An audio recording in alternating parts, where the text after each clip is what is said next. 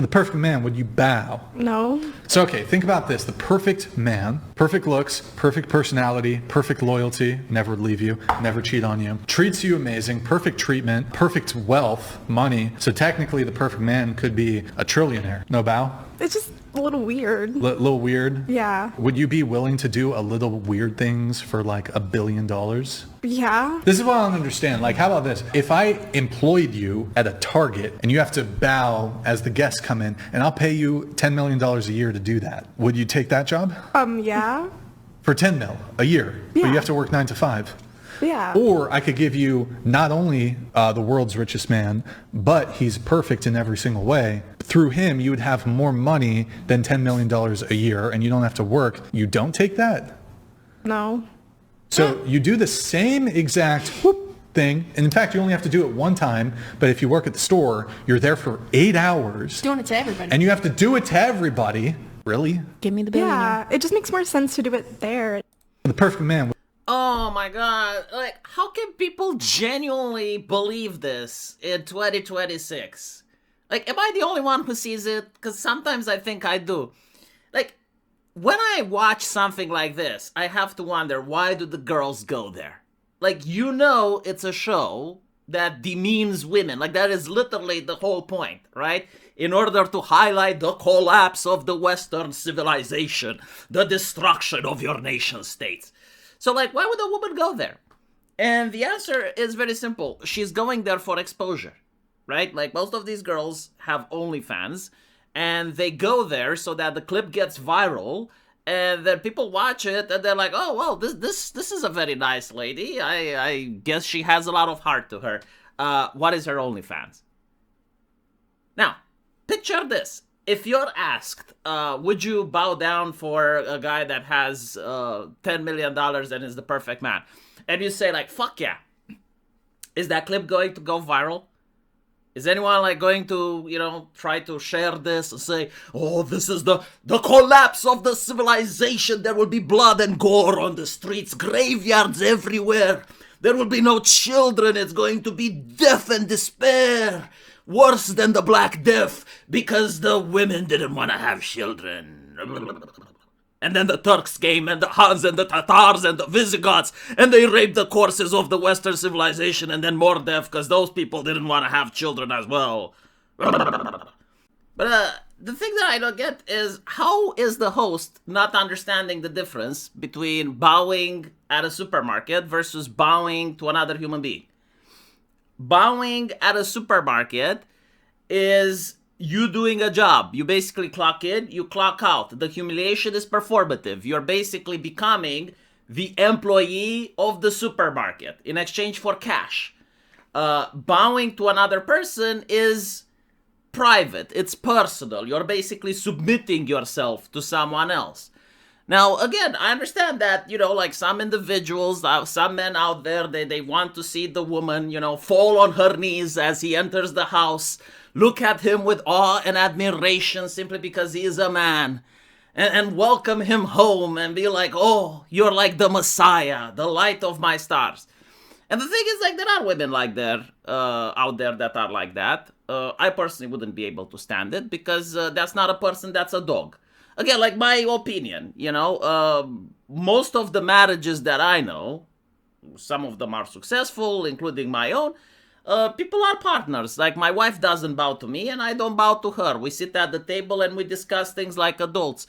I don't know, like, if this is a progressive relationship like Destiny, which, he also had a different take on how people should behave during marriage, but this is my take. I don't like a woman that would bow to me. I would not be attracted. It's something that I don't desire, right? And so there are different types of women. Apparently, she is one that doesn't want to bow. Okay, maybe you should read Taming of the Shrew and make her bow if you're a Chad. But the idea that she just doesn't want to bow to a man, especially admitting it in front of the camera, that's another thing, right? Like, if you're being asked, would you eat shit for $1 million? Like, in reality, maybe you would. Like, if you actually get $1 million, right? Some people may genuinely eat the shit. But if you say it in front of the camera, yes, I would, you do not get the $1 million. And so an OnlyFans girls that has the intention of creating parasocial relationships in order to get cash would never admit in front of the camera that, yes, I would bow for a man if her brand is strong and independent or whatever the fuck. Right? So, like, this is why I'm saying it's fake. Like, you're not going to get actual, honest reactions from watching shows like this. Because the intention is for the thing to get clipped. So you look her up. And the second intention is for her not to destroy her brand. Like, these ladies are not necessarily dumb, right? Like, they're OnlyFans girls, but they do understand branding, they do understand marketing, or else they wouldn't be as famous as they are. You try creating an OnlyFans account with a fake catfish photo and see how far you get. Probably not very far.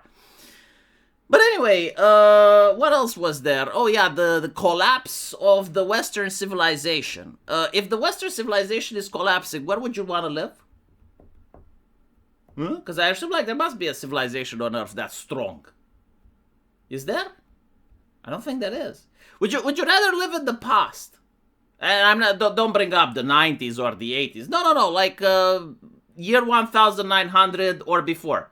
No, you know what? Actually, when did World War II end? Right, like 1950. Let's say like anything before 1950. Would you rather be in that timeline in any place? Because I wouldn't. So like the collapse of the Western civilization. Man, I'm glad I caught it. I'm glad I caught it because like no other time in human history would I enjoy living in. And even today, there's no other place I would like to live in outside of the West. Or maybe there are a couple, but very few. So I'm enjoying the collapse. You know, hopefully it manages to keep collapsing for like 500 more years or so that my grandchildren can enjoy it as well. But like so far, the collapse is pretty good, you know? I'm not in a world war. I'm not getting drafted. There's no plague. There's no famine. There's no power outages like you have in Africa. Load shedding. It's not perfect, right? But I'm not comparing it with the utopia. I'm comparing it with other things. So, yeah, all in all, I think like people are addicted to doom scrolling is what they're calling it now, right? Doom scrolling. Everything is bad. Everything is bleak. It's like, okay, sure, but like, do you want to live like that? I don't feel like everything is bad and bleak. And by the way, like these ladies, they're a specific type of ladies. Like, I don't think most women are like that.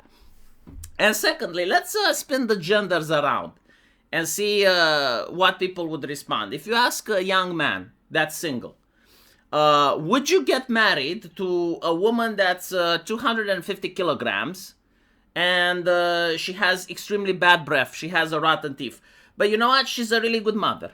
She's a really good mother. She would be a devoted wife. She would bow, yes, and she would never cheat on you. But if you cheat on her, you get shot. You don't want to? Oh, well, see, this is why we have the death of Western civilization. Right? Like, do you see the whole shtick? Because, like, in theory, like, why wouldn't you do your duty, right? Like, if you're not capable of finding a woman and you're still single, then, well, you need to take the woman that's available, right? It's like, there you go. Why not? She's going to bow. She can't even cook. I mean, if she's fat, she probably is a good cook, isn't she? Right, so, anyway, I'm curious what you guys think. And I'll see you in the comment section. Take care.